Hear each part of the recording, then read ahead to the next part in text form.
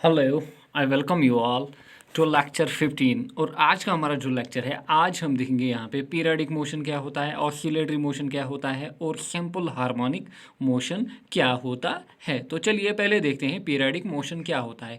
Periodic motion क्या होता है? पीरियडिक मोशन वो मोशन होता है जहाँ पे मोशन अपने आप को रिपीट करे in equal interval of time, यानी कि रिपीटेशन जहाँ पे हो, लेकिन जो रिपीटेशन हो रहा है वो इन इक्वल इंटरवल हो रहा है। तो चलिए with the help of example ये समझते हैं। पहली एग्जांपल है motion of arms of a clock. तो यहाँ पे है एक क्लॉक। तो आपको यहाँ पे क्लॉक दिख रही है। क्लॉक में क्या है? क्लॉक में देखिए, अगर मैं यहाँ पे कोई पॉइंट लूँ, ये वाला पॉइंट यहाँ पे ये पॉइंट लूँ 6, और ये वाली चलिए हम मिनट आर्म को लेते हैं। अगर मिनट आर्म यहाँ पे है, ये है सेकंड वाला। अगर मिनट आर्म यहाँ पे रोटेट कर रहा है ये वाली पोजीशन पे, अगर इनिशियली वो यहाँ पे है और हमने ये पॉइंट मार्क करके रखा, अगर ये वाला हैंड रोटेट कर रहा है तो वो रोटेट यूं करेगा ना, यूं यूं यूं, फिर कहाँ पे पहुँचेगा? फिर यहाँ पे ये वाले पॉइंट पे फिर आएगा आफ्टर 1 मिनट, आफ्टर 60 सेकेंड्स। तो फिर वो जाएगा एक बार, फिर यूं रिवॉल्व करेगा और फिर यहाँ पे पहुँचेगा आफ्टर 60 सेकेंड्स। तो यहाँ पे क्या हो रहा है? यहाँ पे मोशन अपने आप को रिपीट कर रहा है इन इक्वल टाइम। देखिए, पहले पहले भी 1 मिनट लगा पहली रिपीटेशन के लिए, और फिर नेक्स्ट रिपीटेशन के लिए फिर 1 ही मिनट लगा। तो यहाँ पे क्या मोशन कर रहा है? रिपीट कर रहा है in equal interval of time. ये हो गया पीरियोडिक मोशन। तो पहली एग्जांपल यहाँ पे है motion of arms of a clock. Next हो गया motion of moon around the earth. ये है यहाँ पे अर्थ और यहाँ पे है ये मून। मून क्या करती है? मून यहाँ पे रिवॉल्व करती है यू। तो ये भी हो गया, ये भी हो गया क्या? Periodic motion. यहाँ अगर हम देखें, यहाँ पे है सन, और सन के अराउंड है यहाँ पे अर्थ। अर्थ क्या कर रही है? Earth around the sun revolve कर रही है। और एक रेवोल्यूशन कितने दिनों में कंप्लीट होता है? After 1 year. आफ्टर 1 ईयर या 365 डेज। तो अगर इनिशियली यहाँ पे है अर्थ, आफ्टर 365 डेज चक्कर लगाने के बाद ये फिर यहाँ पे पहुँचेगी। तो ये भी क्या हो गया? Periodic motion. नेक्स्ट हो गया motion of a stone tied to a rope. यहाँ पे है कोई हम लेंगे, यहाँ पे है कोई स्टोन। तो ये है यहाँ पे स्टोन। स्टोन में हमने क्या किया? स्टोन को हमने टाई की यहाँ पे, यहाँ कोई ऑब्जेक्ट, और यहाँ पे हमने टाई की क्या? एक रोप, और हम रोप को घुमा रहे हैं गोल गोल। तो जो स्टोन का मोशन होगा वो कुछ यूं होगा, वो कुछ यूं होगा। तो स्टोन क्या कर रहा होगा? यूं रिवॉल्व कर रहा होगा, यूं रिवॉल्व कर रहा होगा। तो वो मोशन भी क्या होगा? वो भी होगा पीरियोडिक मोशन। नेक्स्ट हो गया सिंपल पेंडुलम। सिंपल पेंडुलम देखिए यूं होता है सिंपल पेंडुलम। यहाँ पे लगा हुआ होता है सिंपल पेंडुलम में बॉब। सिंपल पेंडुलम क्या करता है? सिंपल पेंडुलम यूं रिवॉल्व करता है, कभी यहाँ पहुँचता है और कभी यहाँ पहुँचता है। तो ये और ये पॉइंट मैंने लिए एक्सट्रीम पॉइंट, एक्सट्रीम पॉइंट। ये है यहाँ पे, ये वाला पॉइंट क्या है यहाँ पे? ये है इक्विलिब्रियम पॉइंट, ये है इक्विलिब्रियम या मीन पॉइंट। तो जो पेंडुलम है वो कभी यूं मूव करेगा, फिर यूं, फिर यूं, फिर यूं, फिर यूं, to and fro motion. Actual में टू एंड फ्रो, यानी कि यहाँ पे वो क्या कर रहा है? अपने मोशन को रिपीट कर रहा है, अपने मोशन को रिपीट कर रहा है पेंडुलम। तो ये भी हो गया पीरियोडिक मोशन। नेक्स्ट हो गया motion of a block connected to a spring. यहाँ पे है कोई ब्लॉक, ये है ब्लॉक की इनिशियल शेप, और ये है ब्लॉक की आफ्टर स्ट्रेचिंग। अगर हमने ब्लॉक को स्ट्रेच किया तो ये है एक्चुअल शेप। जब ब्लॉक पे कोई फोर्स या पुल या कंप्रेशन नहीं लग रहा है, वो है ये इनिशियल पोजीशन। और जब ब्लॉक को हम स्ट्रेच कर रहे हैं तो ये है ये वाली कंडीशन में। तो देखिए ब्लॉक कहाँ था? इनिशियली यहाँ पे, और ब्लॉक कहाँ पे आ गया है? अब यहाँ पे। तो जब हम ब्लॉक को यहाँ पे फोर्स यहाँ पे लिफ्ट आउट करेंगे तो ये ब्लॉक क्या करेगा, ये यूं अंदर की ओर जाएगा और यहाँ तक पहुँचेगा। तो ये ये यूं यूं मोशन करेगा, यूं यूं। तो ये मोशन भी क्या हो गया, ये मोशन भी हो गया पीरियोडिक मोशन। तो यहाँ पे जो एग्जांपल दिए हैं मैंने वो काफ़ी इंपॉर्टेंट है, काफ़ी बार पूछे गए हैं और ये वाले टॉपिक में जनरली एग्जांपल ही पूछी जाती है। तो ये हो गया पीरियोडिक मोशन। चलिए नेक्स्ट देखते हैं यहाँ पे ऑसिलेटरी मोशन।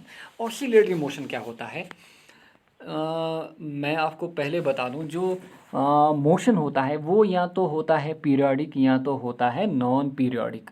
नॉन पीरियोडिक हो गया जो हमने देखा रेक्टिलिनियर मोशन, कहाँ पे, जनरल मोशन में रेक्टिलिनियर मोशन, पैराबोलिक मोशन वहाँ पे, और रोटेशनल मोशन या सर्कुलर मोशन वो आते हैं कहाँ पे, नॉन पीरियोडिक में।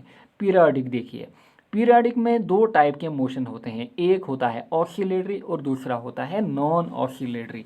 फिर जो ऑसिलेटरी मोशन होता है इसके भी दो टाइप निकलते हैं, पहला होता है एसएचएम यानी कि सिंपल हार्मोनिक मोशन, और नेक्स्ट होता है नॉन सिंपल हार्मोनिक मोशन। तो जो यहाँ पे ऑसिलेटरी मोशन है ये निकला है फ्रॉम पीरियोडिक मोशन। देखिए ये निकला है फ्रॉम पीरियोडिक मोशन और पीरियोडिक मोशन से निकलता है एसएचएम।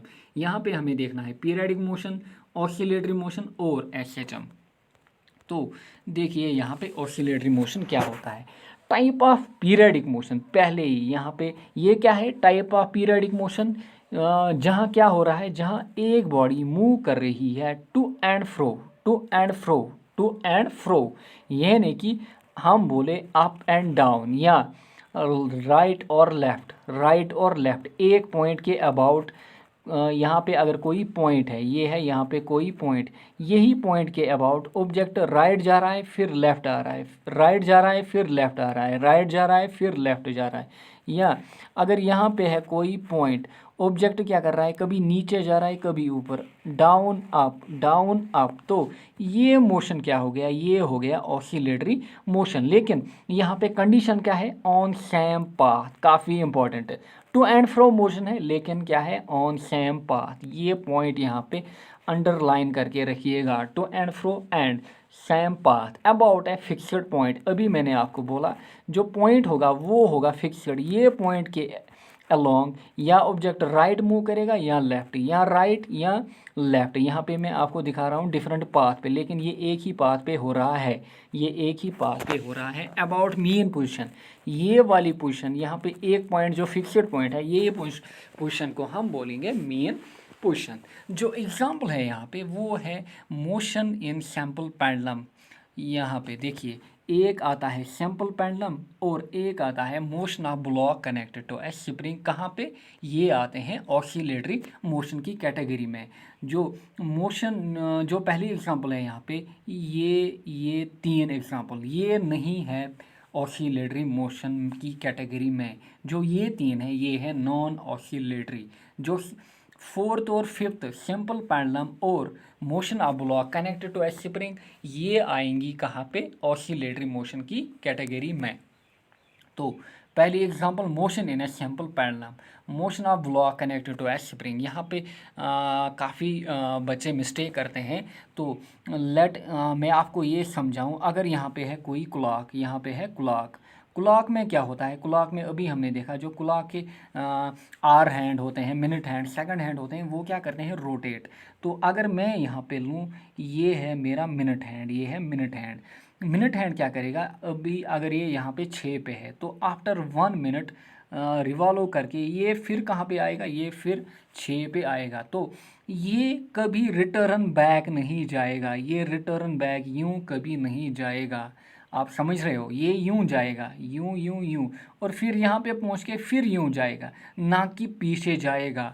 तो ये मोशन क्या है, ये है नॉन ऑसिलेटरी मोशन।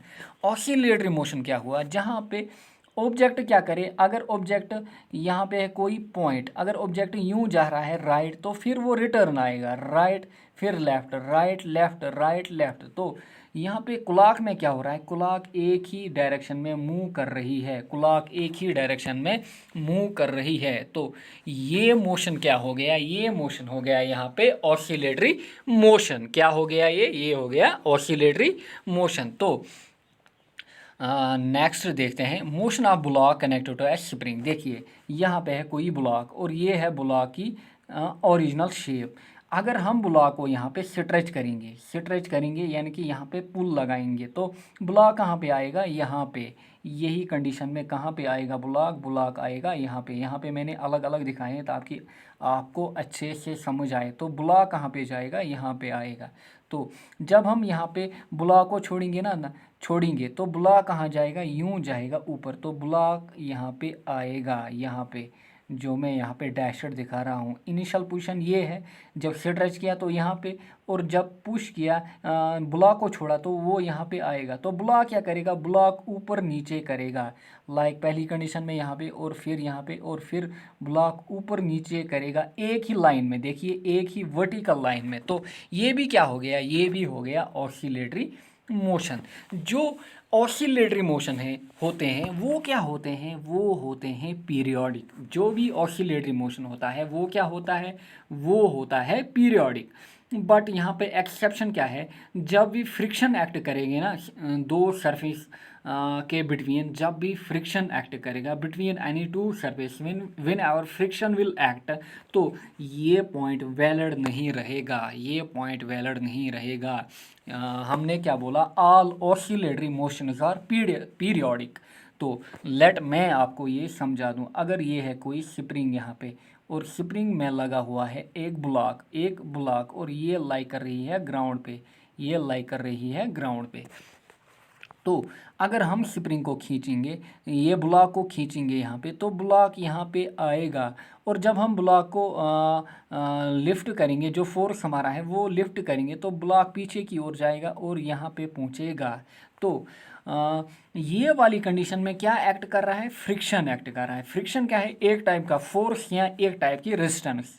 वो क्या होती है, वो लगती है हमेशा between any to different surface, यहाँ पे फ्रिक्शन लगेगी। तो जब ब्लॉक यहाँ पे जाएगा ना, ये पहली कंडीशन में, इनिशियल कंडीशन में ब्लॉक यहाँ पे है, यहाँ पे अगर ब्लॉक यहाँ पे है तो वो पहले यहाँ जाएगा, फिर यहाँ आएगा, फिर ब्लॉक यहाँ आएगा, फिर यहाँ, फिर यहाँ, फिर यहाँ, फिर यहाँ, फिर यहाँ, फिर यहाँ। तो ब्लॉक में क्या हो रहा है, ब्लॉक ये वाला पॉइंट जो है ना, ये वाले पॉइंट के ये पोजीशन या ये पोजीशन या ये पोजीशन या ये पोजीशन या ये पोजीशन, इनको रिपीट नहीं कर रहा है।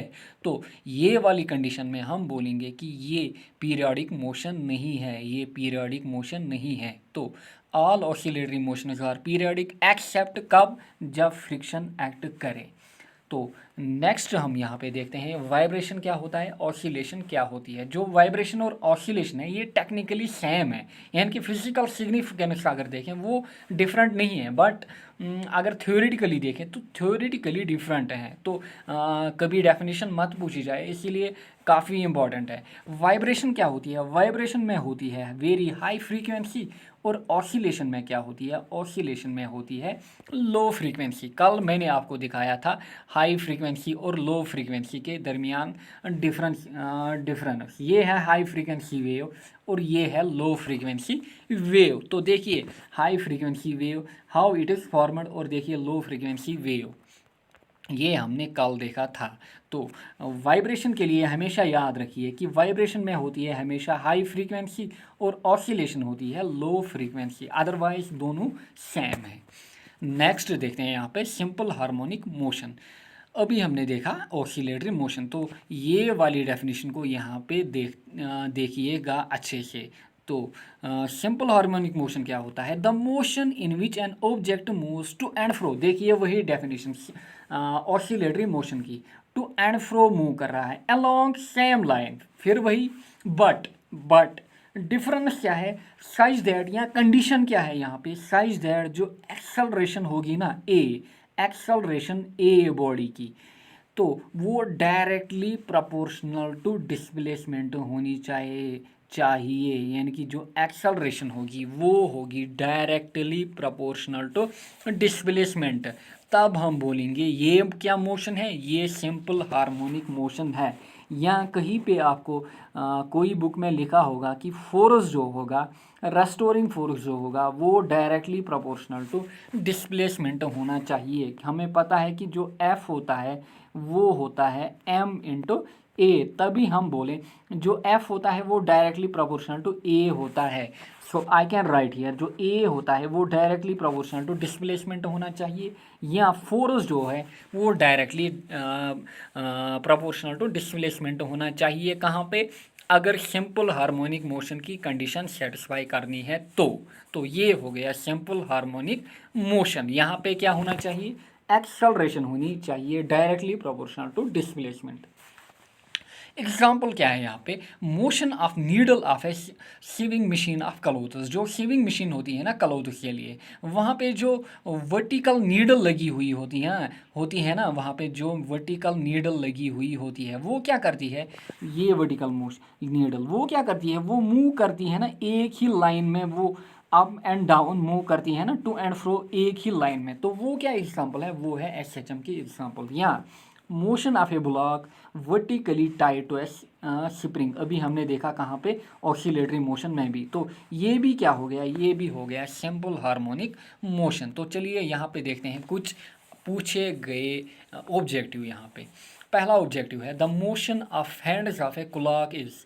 जो क्लॉक होती है, क्लॉक के जो हैंड होते हैं उनका मोशन क्या होता है? लास्ट ईयर JK SSB में ये पूछा गया है, उनका मोशन क्या होता है? उनका मोशन क्या होता है?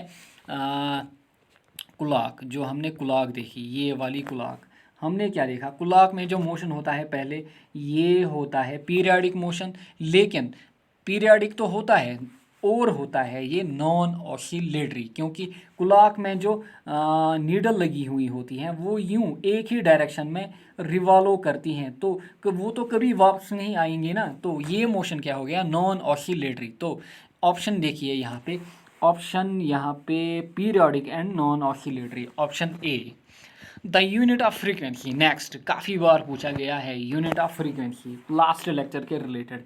फ्रीक्वेंसी का यूनिट क्या होता है? वो होता है hertz. The number of waves produced in a unit time. The number of waves ये पूछा गया है RRB के पेपर में।